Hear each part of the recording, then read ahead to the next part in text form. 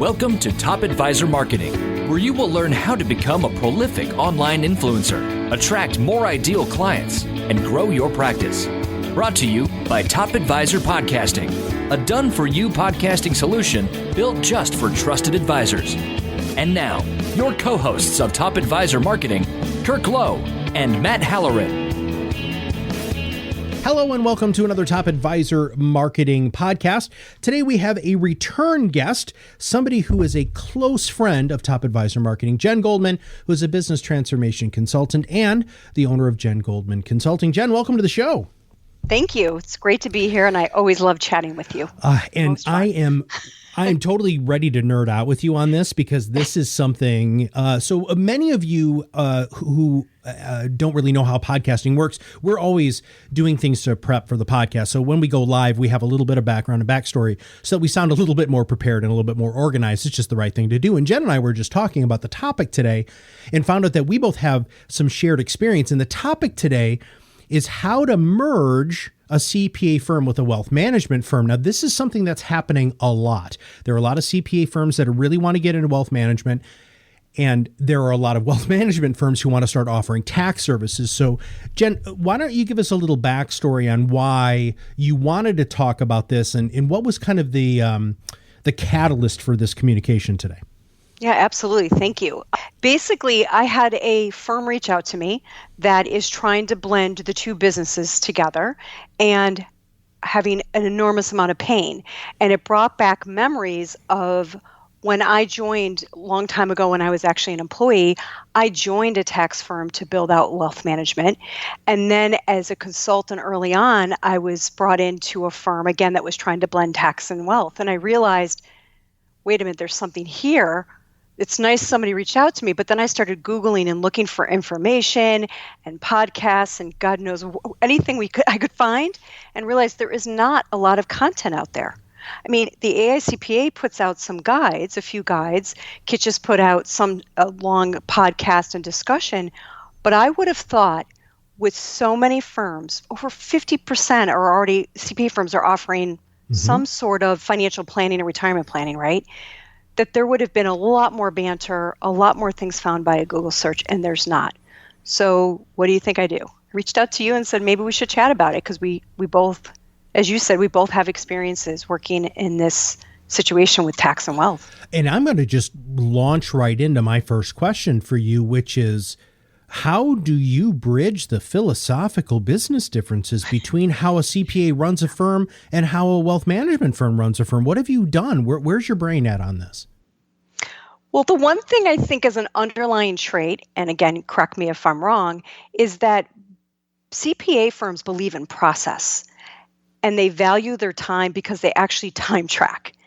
So the concept of following a process actually plays into being a wealth management firm.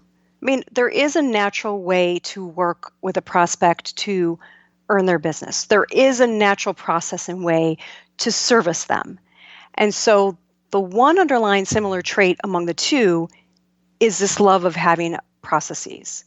It's also about having a more comprehensive engagement. Like I could say maybe 20 years ago, it was about just doing high volume tax return. Well, that's left now to H&R Block and others. A good CPA firm doesn't look to do high volume. They're looking to have a relationship with their clients.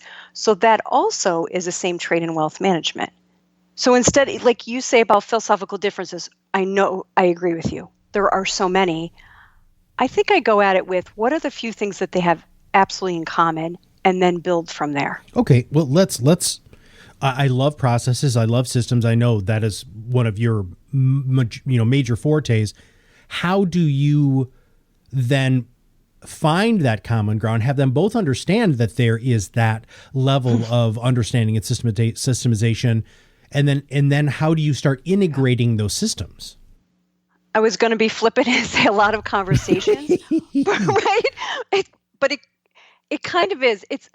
It's almost like taking an inventory of what do you each do. It's almost like interviewing yourselves. What do you do when you meet a potential client and comparing? And then realizing, oh my gosh, there's some overlap in what we do. And then comparing, what do you do when you first get them as a client? So it's almost, and again, I'm biased. I go from a process standpoint, right? but it's like asking each other. So put executives from both businesses in the room, or those that are in the know, and start walking through your general way of working with the clients, your general way of working with prospects, your general way of marketing. I think that's really important. Maybe you market totally differently. I think talking matters, and I think you pick each area of the business as a topic, and maybe it's 1 hour per meeting because that's all you can handle because it's information overload, right? So maybe one meeting is about marketing, and one meeting is about what do you do with prospects, and one meeting is what do you do with clients. I think that's where you start. And maybe whiteboarding, sure. Mm-hmm. Maybe documenting, of course, having somebody in the room type it all up because it's information overload. But that's where I would start. I don't know. What would you say? Well, I can't get past. So here's where my hurdles happened. So this was probably 3 or 4 years ago. I was working with an advisor up in Saginaw, Michigan, which isn't far from where I am. And there was a large accounting firm, a large regional accounting firm that wanted to absorb him because they were going to be his succession plan. And the two things that they had the biggest issues with were the CPAs on how partnerships worked, right? So how the equity share happened, and then the billable hour. Since my advisor charged a fee, right, which was not based on time, it was based on a percentage of assets, right, an assets under management fee. They could not wrap their brain around how. One, he came up with the number, which of course CPAs have, tried to destroy that philosophy for years. But the other thing is they couldn't figure out why he would be making more money than the partners in the CPA firm. So help me with that. What do you think about that? Because those were huge hurdles for us. Compensation. That's a good one. How would you do that? I think here's what I did in the past. Okay. And I still do this sometimes, even just with wealth firms that don't even have tax. I would show the other party. So let's say the wealth manager, advisor, is showing the CPA, okay, or the tax person, everything that it takes to do financial planning. So almost put them through the ropes as if they were a potential client. Show them what you would deliver, show them what you would prepare behind the scenes, talk about your, decision-making process and your resources. I think showing, and I'm a visual-based person, is believing. And I think an accountant, a CPA, would then truly understand why the wealth advisor would make more. Mm-hmm. Now, maybe that's me being an optimistic person, but I've found in most cases when I've done this, that actually opens their eyes. I mean, there's follow-up questions and discussions, and then there's, of course, crazy number crunching. Mm-hmm. The other thing about comp is and this is where it gets on, what happens when that accountant refers the business to the wealth advisor? Yes. Right? Do they get compensated? So at one firm, we structured a compensation that went back to the tax advisor. It was a one-time, but this is a while ago. Now it might need to be ongoing. I'm not quite sure. I'm sure there's different ways you could do it. But there was a thank you referral fee paid back that was compliant. Were they licensed? I think I'm trying to think back. I think the tax advisor did get their Series 65 at the time. Okay. Yeah, that's a good question. And I don't know the compliance rules as of today, but I do believe that compensation can be had if it's clear and transparent and tied to the right metric, which is giving the referral, not ongoing service, because that a tax advisor is not going to be pulled into the wealth. Right. And then their name would actually even be on the paperwork in the account, and that could end up being somewhat confusing. Or from a marketing perspective, it could be that could be very powerful, just because then it looks like you have a unified approach. Now, one of the things that to solve, there's obviously lots of different ways to solve the problem. The CPA could become licensed, right, which would be fantastic. Yes. That way, then the revenue share is no issue, well, less of an issue. That can all be done at the BD level or the RIA level with whatever splits. But one of the things, in Jen, you just, for some reason, this just popped into my head, and gosh, I wish I would have thought about this 4 years ago, was this to go fee only or the retainer model. So Alan Moore, who I just interviewed a little while ago, that's one of the things that he talked about on the podcast. That would solve a lot of these weird business format or the business structure differences. If you went to a retainer model, that would really allow the greases to be skids to be greased. What is the analogy there? I don't know. Okay, I got nothing. I don't know either. Whatever. Right. It would be easier. What? That's a really good point. The two firms that I worked with at Tax and Wealth, they were on retainer. Wow. And you know what? They were actually more comfortable with retainer than a traditional wealth firm because accountants time track. Okay. The concept behind a fixed retainer is that you have to value your time properly and not undervalue it. Okay. And you have to know how much time it takes to do something so you make sure you're profitable. Well, accountants have an acute awareness of that, where I would say somebody growing up in the wealth industry from the beginning, probably never time tracked, would hate it, and usually does not value their time properly. Oh gosh. When, as a business consultant, one of the first things I would do is to take P&L, and then I would go back through their contact management system and I would take their top client. So whoever their A++++ client was, and I would track how much money that they generated from the client, so the revenue, and then I would look at how many times that A+++ client contacted the firm, and I would show them almost, I'd say, the Pareto rule, right? 80% of the time that they were losing money on that client because they were so needy and they provided them with way too much service, because the advisor, as you just said, does not track their time well. But so let's switch gears, because I think there's a lot of fun stuff that can happen here. So number one, if you are thinking about merging, that fee only or the retainer model is going to make that transition much, much more smoothly. And there, from a marketing perspective and a fiduciary perspective, that's really in line with the way that it seems the industry is moving. But let's talk about marketing, because advisors in general, they're wearing their marketing hats all the time. A CPA has to go down into the basement and dust off the hat that they wore 18 years ago when they opened their door that says marketing on it, dust the head, and realize it doesn't fit anymore. So how do you help with that transition? Because structure and system and everything, let's just wave our magic wand and say that's in place. Now they have to make money. Help us with that. What do you think? Well, I think, first of all, that you shouldn't have two separate brands. I just don't see that working. It doesn't look synergistic. Yes. So, so often I meet a firm where there is tax and wealth and they have two separate websites, two separate URLs, two separate email addresses. And I'm thinking, oh my gosh, and of course the step before that is, you've got to discuss and determine what type of client you really want to take on. Like, are you really in this because you want to say to a new prospective client, I'm not going to just do your 1040. I'm going to do financial management, planning, and tax for you all as one package. So it's kind of like an all or nothing. All right. That's one thing. But then more importantly, I think everything's blended into one URL, one website, one social media presence. And taxes are one of the services offered. And as for wording, you and I would both agree. If you're not good at wordsmithing, you hire somebody outside to do it. Absolutely. Right?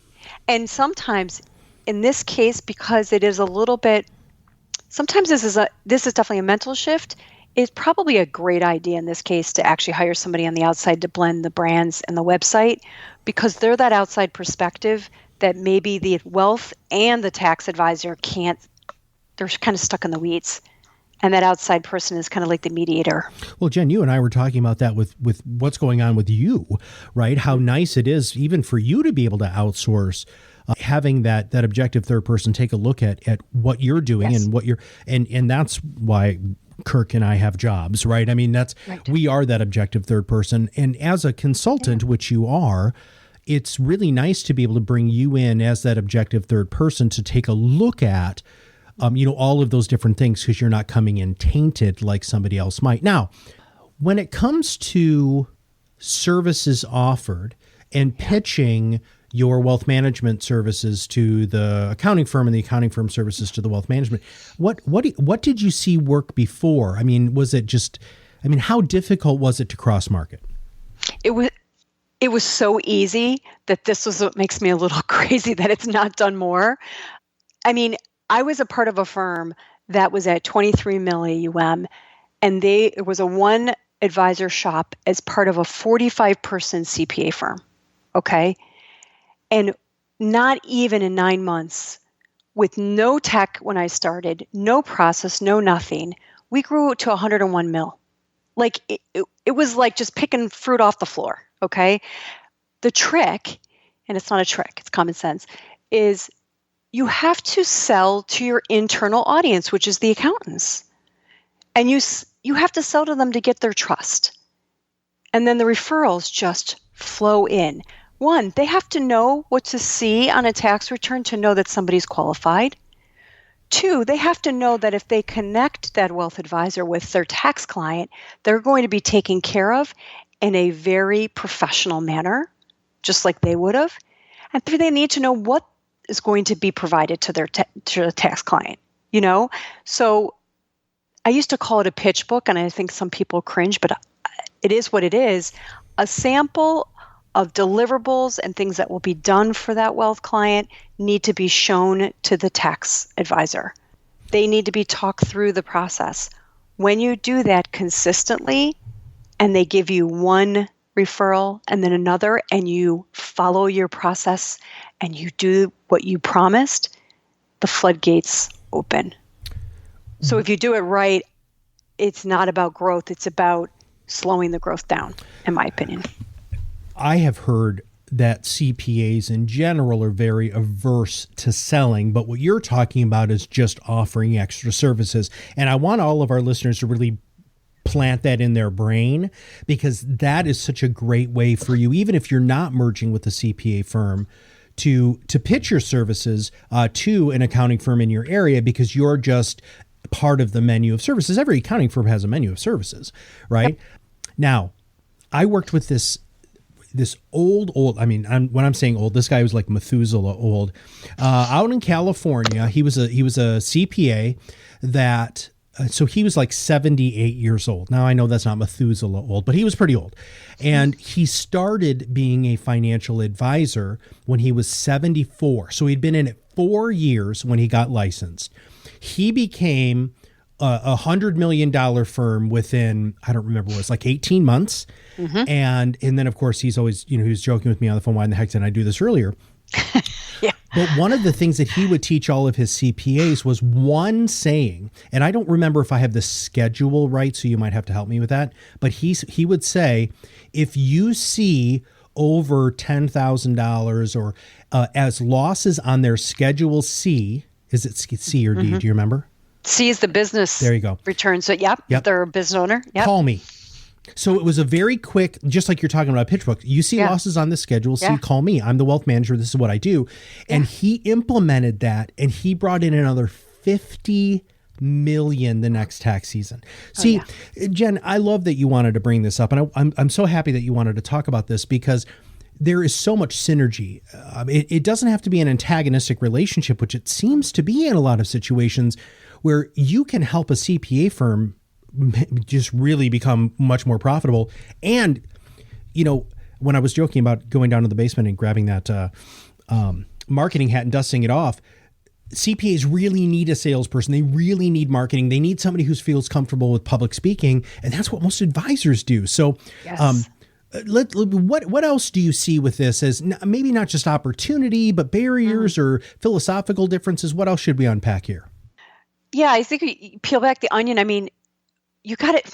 At some point, you have to think about staffing, and you have to think about, like, let's say you're merging two firms together, for example. Okay. At some point, you have to recalibrate some of the people that are on the tax side to learn the wealth side, and vice versa. You have to be fluent enough to give a good referral, but more importantly, to give good synergistic service. So the end client doesn't feel like there's hiccups or a kind of a communication gap between the two. So I think that you have to think about roles and responsibilities of people, and you have to reach out to your staff. Like, I know when I was at the one firm, we really reached out and realized that somebody was much more interested in wealth than tax. And we didn't want to lose them, right? So staffing is one thing you have to peel back on this one. I think another thing, and I don't want to harbor this, but I see too many tax and wealth firms that have totally separate systems and technology.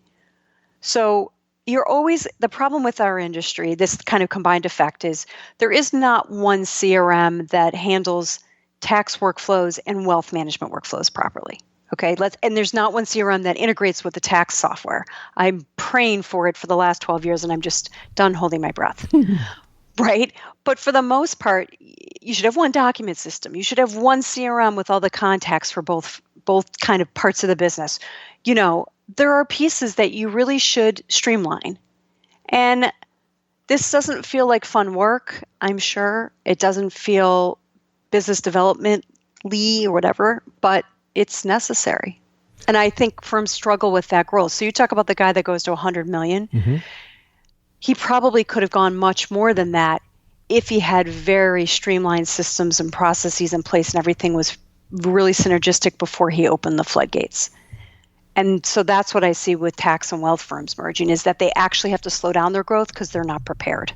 They didn't realize what a great, wonderful, rough diamond they were sitting on top.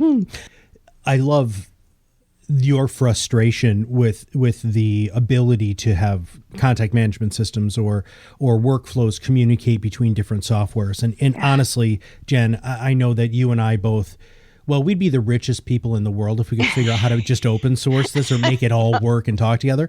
Yeah. But one of the things that the firm did in California was they did have a separate client. They called it a client relationship manager. So this was where they logged the communication. So it didn't have workflows in it. So it was a very bare bones system. I mean, it was.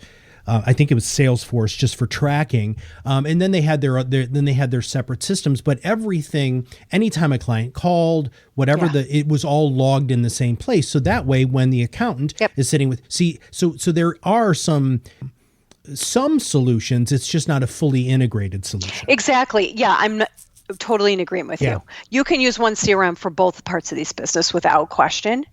It's everybody wants more. And of course, I'm no different, right? Like I would love the tax software to talk to that CRM just so that they're not double entering, they're in the middle of the 1040.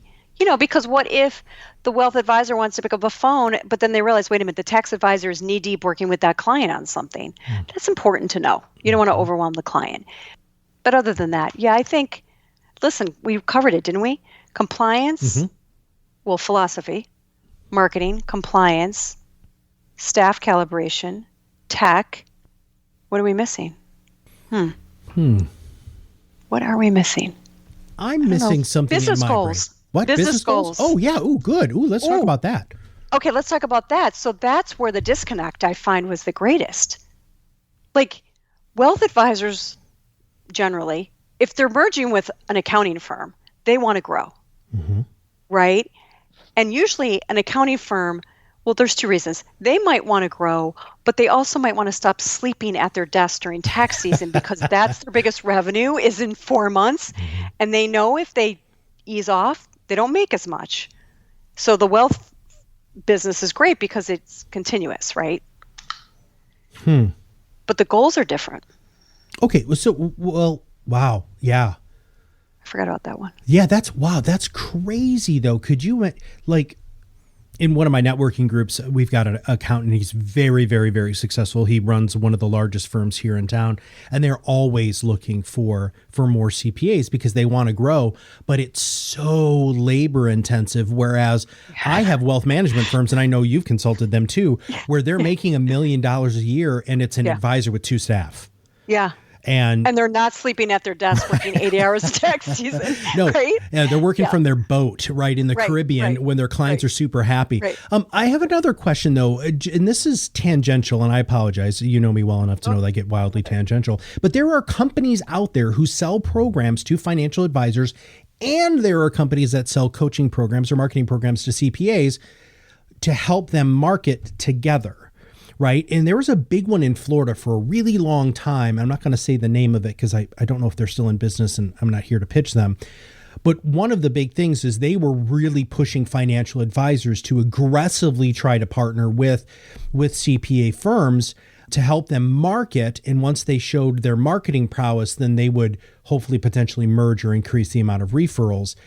Do you think that's a good step? I mean, how do you date before you get married on this, Jen? Good question. I mean, I think you work out a referral arrangement between the two separate business entities and do a lot of what I call coffee meetings, where a couple or one of the executives at the accounting firm and one of the wealth advisors at the wealth firm are meeting consistently every quarter to kind of swap, I call more stories, what's going on, almost like a study group. And the level of trust there will open up the real dialogue to maybe we work better together than separate. But in the meantime, you have this kind of referral system that goes back and forth. I think that's where you start.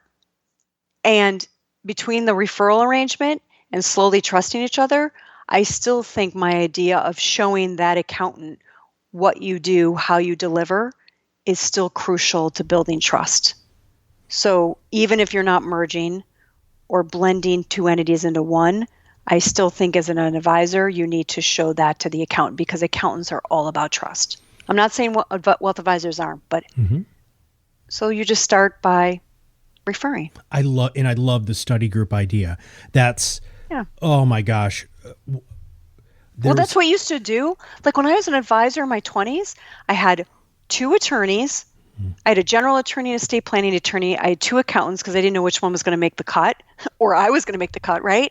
So I had like this group and it was kind of like co-discussion, mentoring and whatnot. And that's how we started. I mean, got to do the dance, kiss a lot of frogs, and hopefully there's enough around your corner, Oh my God, there's so many frogs, Jen. But the best thing is, I mean, there are a lot of frogs, but some of those frogs do turn into princes. I mean, they really do. You just have to be willing to put that time in and that work in. Whether you're a young advisor or you're a seasoned advisor who are looking for a great comprehensive exit plan, with somebody, by the way, who's very willing to pay you premium to be your succession plan. Now is the big thing that happened up in Saginaw, Michigan, is they were going to pay this advisor way more than FP Transition or Succession Resource Group was even quoting, just because they knew how much money they were going to be able to bring in from billable hours. So, okay, so here's the $1 million question for you, Jen Goldman. If somebody listening to this podcast says, oh my God, I totally want to do this, should they give you a call? You mean they're just starting thinking about merging? I will leave that wide open because I mean, this is your opportunity to say, no, this is where you bring me in, because you're an expert. So for all of our listeners, if you don't know who Jen Goldman is, you need to follow her on social media. She's always putting out great stuff, super thought leader, unbelievably intelligent person. We happen to love her a lot. The referrals that she's provided for us have all been just like the most stellar referrals. We try to do the same thing for her, but I want to make sure that we're setting you up for success. One, to thank you for being on our podcast again, because we love having you. But I don't want to have a bunch of people call you who aren't the right fit. So let's talk about that fit. Yeah. So I think the first step is not me, although thank you. I think thank you for giving me a moment to think about that question. I think the first step is to do a little frog kissing. I think to try to work out a referral arrangement. Listen, any wealth advisor who has a compliance person, most likely they can talk to about how to arrange that with an accounting firm. I think that's where you start, and vice versa for the accounting firm to the wealth advisor. I think where I'm best fit is when you're almost at the signing of the contract point, but you kind of want to flush out all these details, like peeling back the onion. We just talked about the different pieces. You're ready at that point, or you are, quote, in bed together, and now you're ready to roll out a good plan and then begin executing, bringing it all into one kind of brand. That's fantastic. Okay, well, that makes a lot more sense. And I think our listeners now have a much clearer understanding. And hopefully what this is going to do is they're going to be excited about getting to the point of being able to hire you, because this is going to get them off the couch, right? This is going to motivate them to start going out and joining study groups and meeting with CPAs and showing them what they do. I love that you said that. There are so many advisors who think that that's like so proprietary. I used to make a lot of my clients as their consultant take me through their financial planning process. And it was unbelievable how different all of them were. And then at the same time, how the output was very similar. And I used to yell at them for that, saying, you're just, producing the same crap everybody else is. But exactly. Yeah. But I loved experiencing that because there were always points in the financial planning process or their investment management process where you would see that advisor just light up. Like, that's their passion. They're super excited. And a CPA sees professionally you light up, you're going to be in a totally different stratosphere of professional trust, professional respect when they get to see you in action. Yeah. Yeah. And listen, and then it's just a matter of planning and discussing and being open at the exec level. You and I both know that. That it doesn't, once you get married, then the real work starts and you have to be dedicated to it. And I think that's the biggest, let's do that as a takeaway.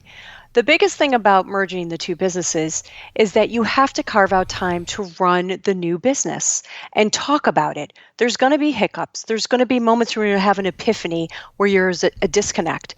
If you think you're merging and then just going to hit the ground running with business development 100% of your day or servicing clients, that's, I think, where people run into trouble because they didn't realize that they needed to carve out more time at the executive level to just work on the business.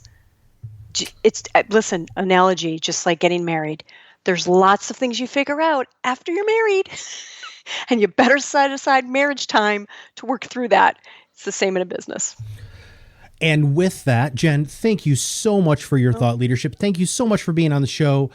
I appreciate it. Thank you. This is great. Okay, so anybody who's listening to this, if this didn't motivate you to at least begin a conversation with an accounting firm in your area, well, then you're crazy. You shouldn't have listened to this podcast anyway. And in fact, you should probably just unsubscribe.